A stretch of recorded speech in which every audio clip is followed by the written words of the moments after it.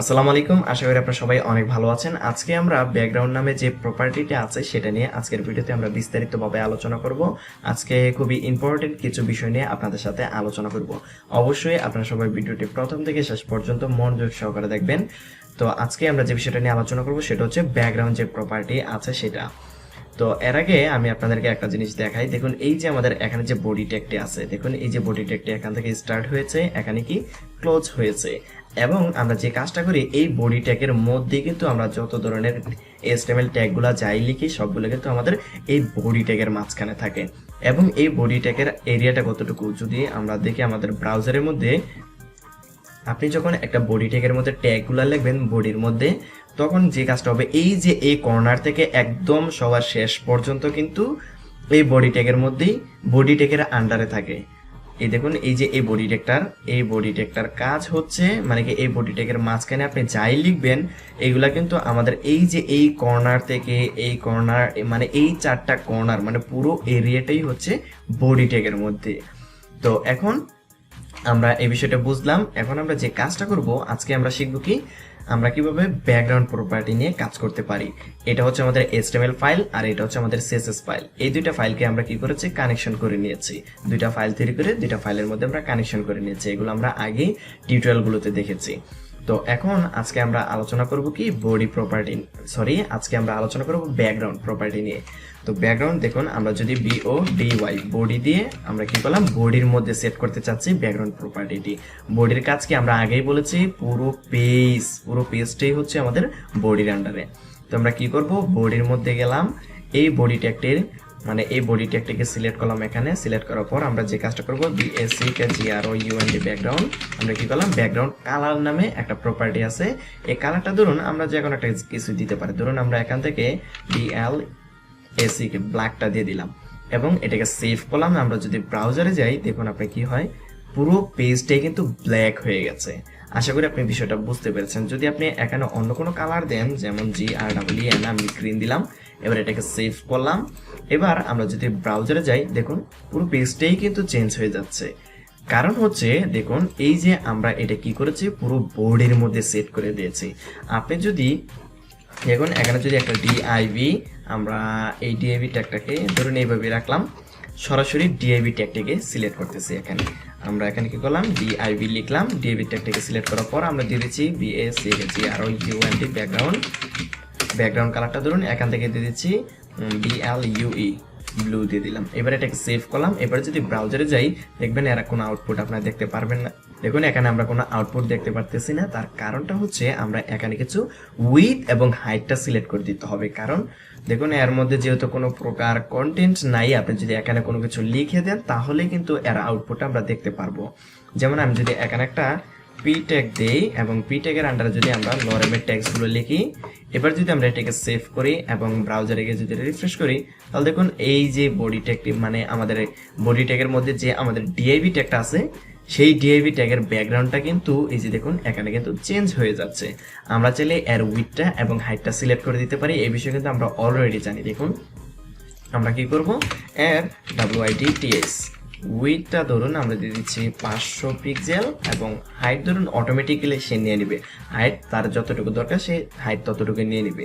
এবার যদি আমরা এখান থেকে রিলোড করি তাহলে দেখুন এই যে আমাদের এই উইডথটা কিন্তু এই পর্যন্ত এসে মানে কি আমাদের DIV ট্যাগটা এখান থেকে স্টার্ট হয়ে এই পর্যন্ত আসছে।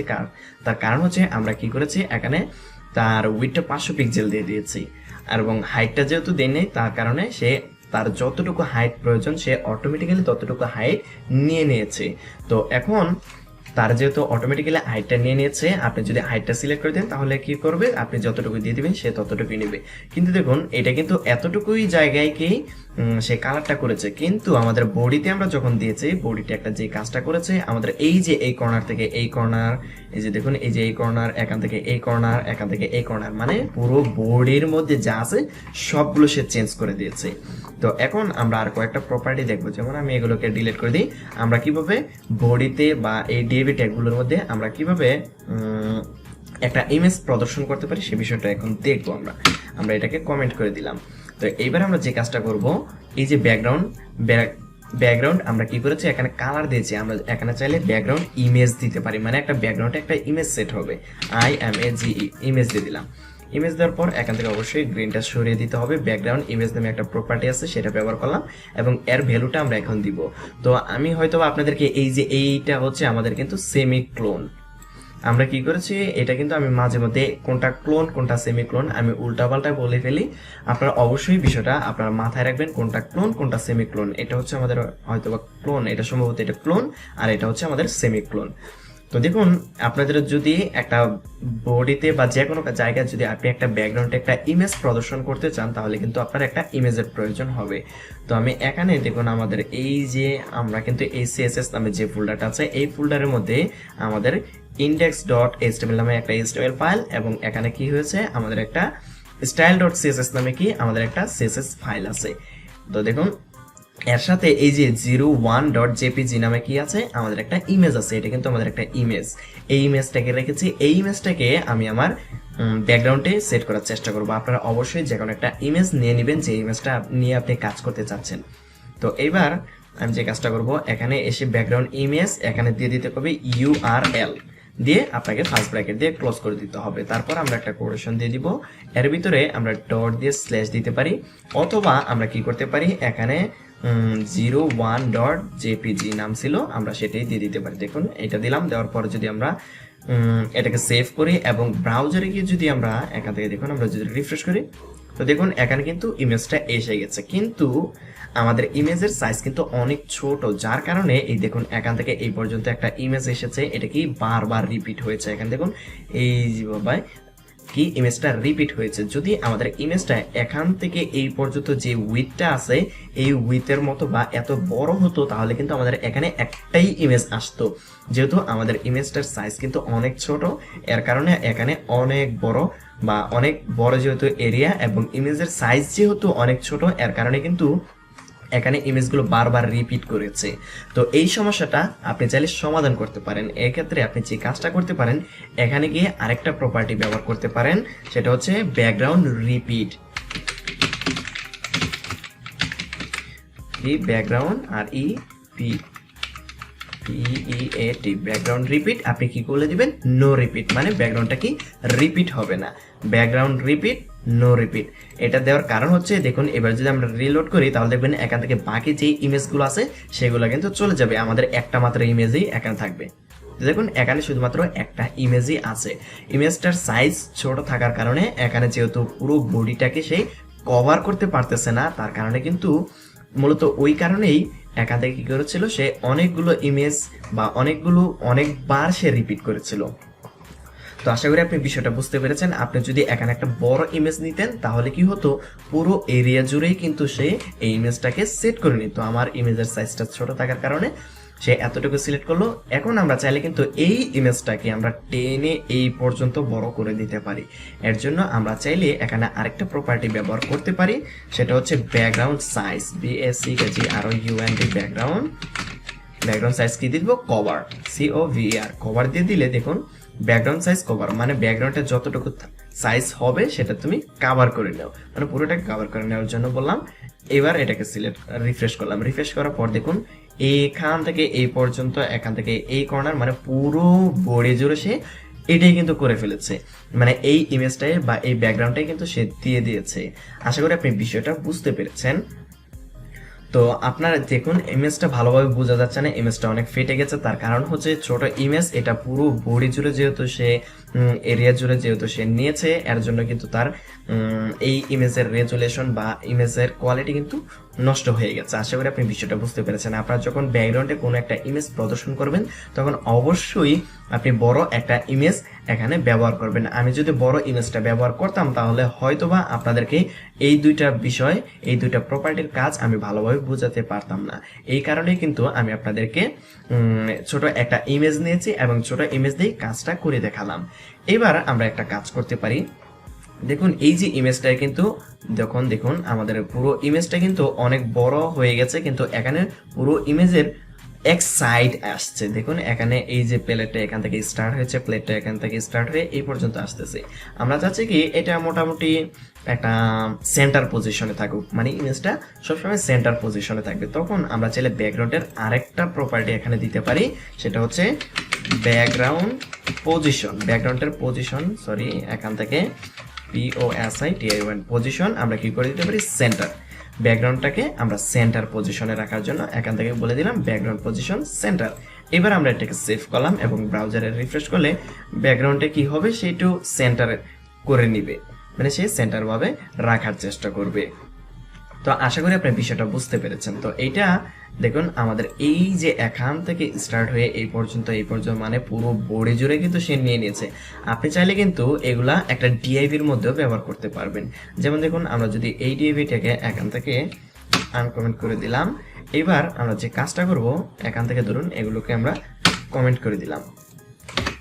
এবার যদি আমরা ব্রাউজারে গিয়ে রিফ্রেশ করে দেখুন আমাদের এটা কিন্তু চলে যাবে এবং এখানে কিছু আমাদের লেখা আসতেছে। তো এখন আমরা যে কাজটা করব, আমাদের এই যে ডিআইভি ট্যাগ যেটা আছে এটাকে আমরা সিলেক্ট করব।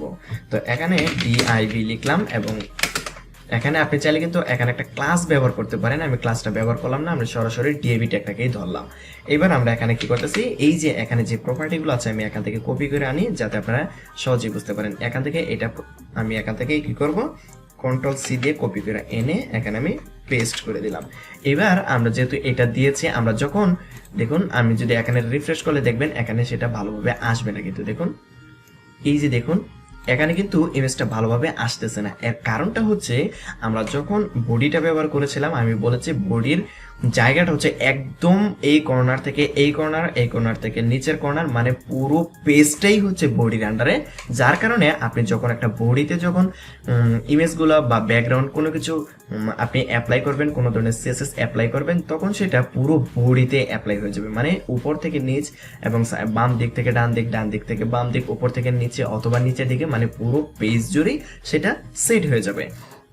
আর এখানে আমাদের এই ডিএভির জায়গায় কিন্তু পুরো জায়গাটা না, পুরো পেজটা জুড়ে কিন্তু ডিএভির জায়গা না। এর কারণে কিন্তু আমাদের ইমেজটা এইভাবে এসেছে। আমরা যদি এখান থেকে উইডথটা এবং হাইটটা যদি আমরা সেট করে দিই তাহলে দেখবেন এটা কিন্তু অনেকটাই কাজ হয়ে যাবে। দেখুন আমি যদি এখান থেকে ধরুন এর উপরে আমি সেট করে দিচ্ছি, উইডথ দিয়ে দিচ্ছি। উইডথটা কিভাবে কাজ করে আমি কিন্তু এগুলো নিয়ে অলরেডি আলোচনা করেছি। উইডথ আমি 500 পিক্সেল দিয়ে দিলাম এবং হাইট আমি ধরুন আমি এখান থেকে 400 পিক্সেল দিয়ে দিলাম। এবারে এটাকে সেভ করলাম, ব্রাউজারে গিয়ে রিফ্রেশ করি। তো দেখুন আমাদের হাইটটা কি হলো 400 পিক্সেল এবং উইডথটা 500 পিক্সেল হয়ে গেছে। তো আশা করি আপনি বিষয়টা বুঝতে পেরেছেন। তো এইবার দেখুন আমাদের এই ইমেজটা কিন্তু এখানেও বারবার রিপিট করতেছে। আমরা এখানে যে কাজটা করতে পারি, এখানে গিয়ে বলে দিতে পারি যে background repeat, no repeat, background আর রিপিট, এখান থেকে বলে দিব নো রিপিট। এবার আমরা এটাকে সেভ করলাম এবং ব্রাউজারে গিয়ে যদি রিফ্রেশ করি তাহলে দেখুন এখানে আমাদের এটা এসে গেছে। কিন্তু এখন আমাদের একটা সমস্যা দেখা দিচ্ছে যে সে তার পুরো এরিয়া জুড়ে কিন্তু সে ব্যাকগ্রাউন্ডটা নিচ্ছে না। তো দেখুন পুরো এরিয়া জুড়ে যদি আমরা ব্যাকগ্রাউন্ডটাকে দিতে চাই তাহলে আমরা এখানে দিতে পারি যে ব্যাকগ্রাউন্ড সাইজ কভার, মানে তুমি পুরো ব্যাকগ্রাউন্ডটাকে কভার করে নিবা। এখান থেকে কি করলাম, BASIC background SIZ background size COVER cover দিয়ে দিলাম। এবার এখান থেকে এবার রিফ্রেশ করি, দেখুন পুরো ব্যাকগ্রাউন্ড জুড়ে সে নিয়ে নিয়েছে। দেখুন আমি যদি এখান থেকে হাইটটা একটু কমিয়ে দিই, যদি আমি 300 পিক্সেল দিই, এবার যদি এটাকে রিফ্রেশ করি তো দেখুন এটা কিন্তু 300 পিক্সেল হয়ে গেছে। আশা করি আপনি বিষয়টা বুঝতে পেরেছেন। ঠিক একইভাবে আপনি চাইলে এই ব্যাকগ্রাউন্ডের কি মানে এই ব্যাকগ্রাউন্ডের যে পিকচারটা আছে এটা যাতে সেন্টার পজিশনে থাকে সেটার জন্য আপনি এখান থেকে BASIC কে এখান থেকে আমি কি করবো, BACKGROUND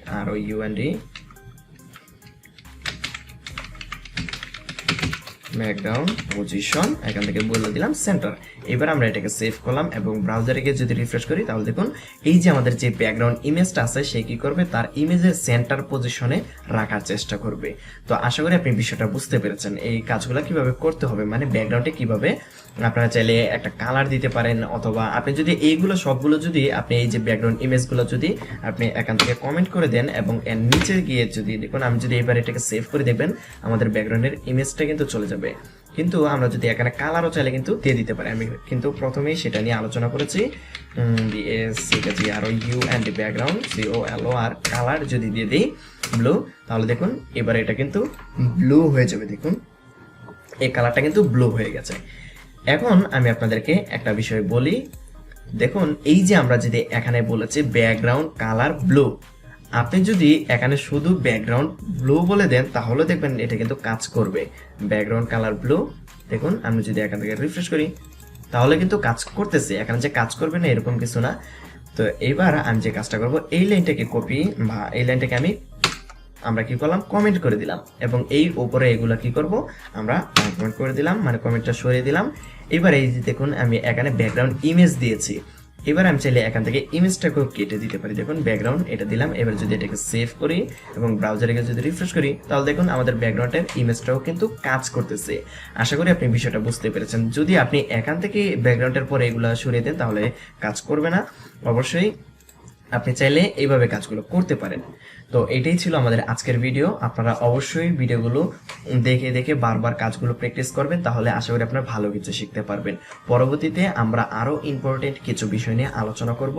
তো দেখা হচ্ছে পরবর্তী ভিডিওতে। যদি ভিডিওটি ভালো লাগে অবশ্যই ভিডিওতে একটা লাইক দিবেন।